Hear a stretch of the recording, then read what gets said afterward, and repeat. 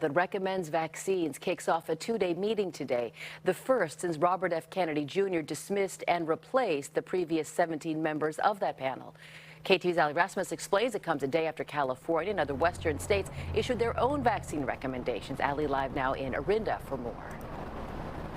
Garcia, that vaccine advisory panel just started its meeting in Atlanta at the CDC. Their recommendations are important because what they recommend in terms of vaccines ends up influencing what insurance companies will cover, and that also influences which vaccines pharmacies will end up carrying and providing for their customers. Now, health officials in California, Oregon, Washington, and the state of Hawaii say that they aren't going to be waiting for that CDC guidance on vaccines from this new panel. They have instead formed what's called the West Coast Health Alliance to provide their own recommendations on which vaccines people should get. Their recommendations released this week include COVID, flu vaccines for everyone 6 months old and older who wants them, and the RSV vaccine for infants under 8 months of age and people older than 65. And Governor Gavin Newsom signed a bill into law this week that gives California the power to set its own immunization schedules to counter what state leaders say is a politicized CDC.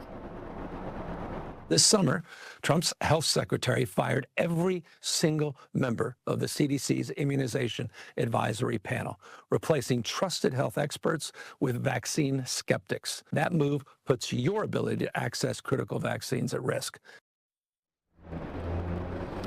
Now, all this comes the same day that CDC Director, now former CDC Director, Dr. Susan Menarez testified on Capitol Hill yesterday. Menarez told a Senate committee that she was fired last month by Health Secretary Robert F. Kennedy Jr.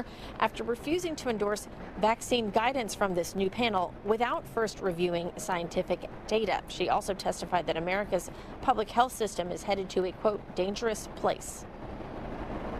I was fired for holding the line on scientific integrity, but that line does not disappear with me. It now runs through every parent deciding whether to vaccinate a child, every physician counseling a patient, and every American who demands accountability. Now, after her testimony, an HHS spokesperson released a statement saying in part, quote, Menarez acted maliciously to undermine the president's agenda and was fired, end quote.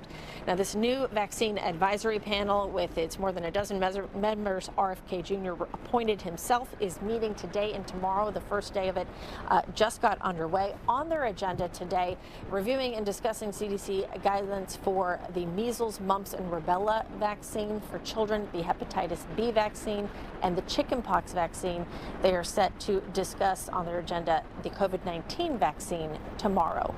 Live in Orinda, Ali Rasmus, KTVU, Fox 2 News. Ali, thank you. Across the Bay.